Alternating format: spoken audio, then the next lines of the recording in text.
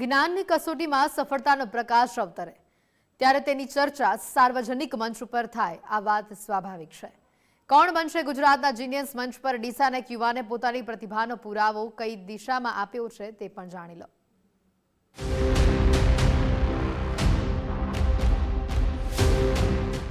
ડીસાના વાસણા ગોળિયા ગામના જિગ્નેશભાઈ સોલંકીએ કોણ બનશે ગુજરાતના જીનિયસ ક્વિઝમાં પોતાની બુદ્ધિ અને જ્ઞાનનો પરચો આપ્યો છે। 30માંથી 26 પ્રશ્નોના સાચા જવાબ આપી તેમણે ડિજિટલ દંગલનો પ્રથમ રાઉન્ડ પાર કર્યો છે। BCA સુધીનો અભ્યાસ કરેલા જિગ્નેશભાઈ હાલમાં ખાનગી કંપનીમાં નોકરી કરે છે અને બુદ્ધિ કૌશલ્યના જોરે જીવનમાં આગળ વધવાની ખેવના તેઓ રાખે છે। પહેલાં તો તમારો ખૂબ ખૂબ આભાર કે તમે અમારા ઘરે આવ્યા, તમે આ સર્ટિફિકેટ આપી એના બદલ અમને ખૂબ જ સારું લાગ્યું કે આવી ક્વિઝ આવી ગુજરાત ફર્સ્ટે આપી એના માટે ગુજરાત ફર્સ્ટનો ખૂબ ખૂબ આભાર।